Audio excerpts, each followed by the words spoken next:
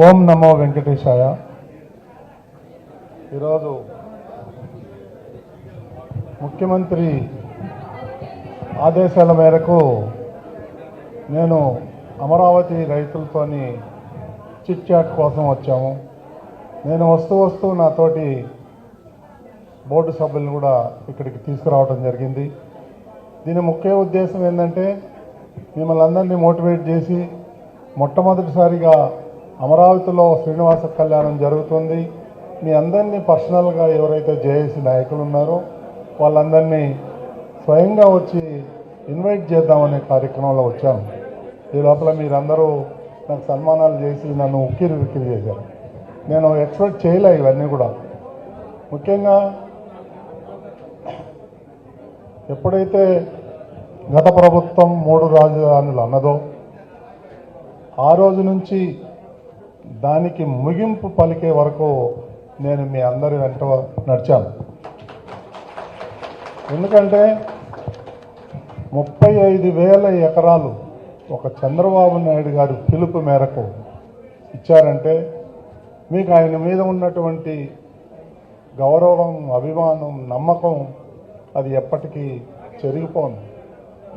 ఆ తర్వాత వచ్చిన పరిణామాలను నేను చెప్పక్కర్లేదు, మీ అందరికీ తెలుసు. ఈ జేఏసీ ఉద్యమంలో నాతో పాటు నడిచినటువంటి బాలకోట అయితే ఉంది, తర్వాత తిరుపతిరావు ఏంది, శివారెడ్డి ఏమింది, రాయపాటి శైలజ, ఖమ్మంపాటి శిరీష, మీరందరూ పేరున ఈ ఉద్యమంలో నేను ఒకరోజు గుంటూరు జిల్లాలో పర్యటనలో ఉంటే నేను నా మిత్రుడు వంగవీటి రాధా మీ అందరితో నేను కూడా చేతులు కలిపి నడిచాను. అదేవిధంగా రెండోసారి రాజమండ్రిలో పాదయాత్రలో నన్ను ఎన్ని అడ్డంకులు పెట్టిన ప్రభుత్వం, నేను ఆటోలో బయలుదేరి ఉద్యమం దగ్గరికి వచ్చాను. ఇవన్నీ తలుచుకుంటా ఉంటే నేను ఈ ఉద్యమం నన్ను ఎవరు ఒసిగొల్పలేదు, నన్ను ఎవరు అడగలేదు. నేను ఒక రైతు బిడ్డగా ఈ ఉద్యమాన్ని ప్రోత్సహించాలి అంతే తప్ప నాకు వేరే ఎలాంటి ఉద్దేశాలు లేవు. నేను రాజకీయ నాయకుడిని కాదు, ఒక తెలుగు బిడ్డని, ఒక రైతు బిడ్డని. ఎన్ని కష్టాలు పడ్డారంటే నేను దగ్గర నుంచి చూశాను. పోలీసులు లాఠీ దెబ్బ అయితే లేదు, ఎన్ని, 1 కాదు 2 కాదు 100 కేసులు మా మీద కూడా కేసులు పెట్టారు. మా బ్యూరో చీఫ్ రమేష్ అయితేనే ఉంది, రాకేష్ అయితేనే ఉంది, రవీంద్ర అయితేనే ఉంది. వీళ్ళందరి మీద కేసులు పెట్టి, మూర్తి గారు, సాంబశివరావు గారు, వీళ్ళందరి మీద కేసులు పెట్టి మమ్మల్ని చాలా ఇబ్బంది పెట్టి ఈ కార్యక్రమాలను చేయొద్దని చెప్పి మాకు చాలా బలవంతం చేశాం. కానీ మేము ఎవరి మాట వినలేదు. మొట్టమొదటి రోజు ఎలా ఉందో ఉద్యమం అయిపోయే వరకు కూడా మేము మీ అమ్మడున్నాం. ఒకరోజు స్టార్టింగ్లో మీకు అందరికి గుర్తుండవచ్చు, రైతులు ఇళ్ళ నుంచి బయటికి రావడానికి భయపడుతున్నారు.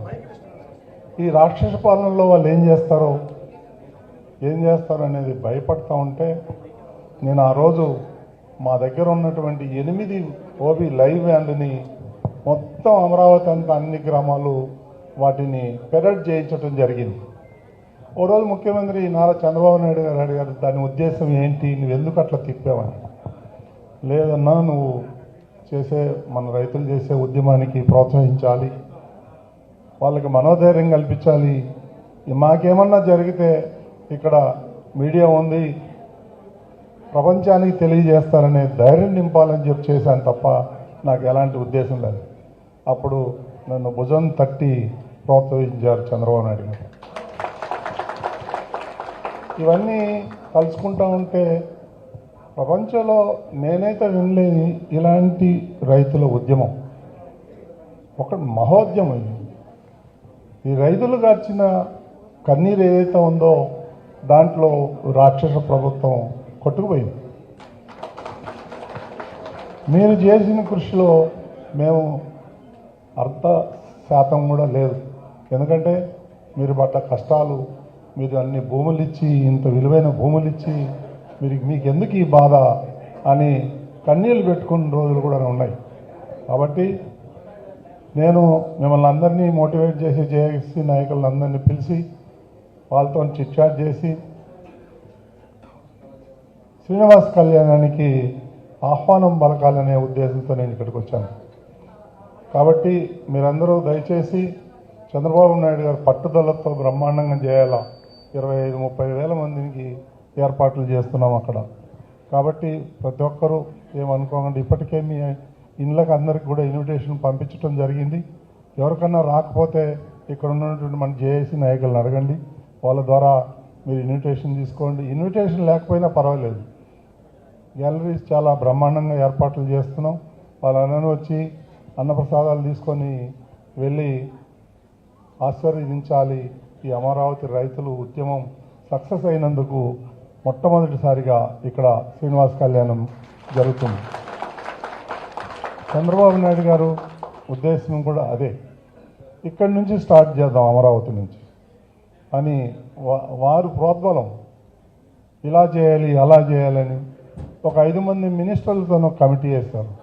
మా బోర్డు మెంబర్లు అందరినీ ఇన్వాల్వ్ చేసి రాత్రింబవళ్ళు ఇక్కడే ఉండి ఇవన్నీ ఏర్పాట్లు చేయమన్నారు. కాబట్టి ఇది మొట్టమొదటిసారిగా మన రైతు నాయకులు ఎవరైతే ఉన్నారో వాళ్ళందరినీ కలిసి మీరు కూడా భాగస్వాములు కావాలని చెప్పి నేను మనస్ఫూర్తిగా కోరుకుంటూ, మీరందరూ ఆ కళ్యాణ కార్యక్రమాన్ని సక్సెస్ చేయాలని కోరుకుంటూ సెలవు తీసుకుంటున్నాను. ఓం నమో వెంకటేశాయ.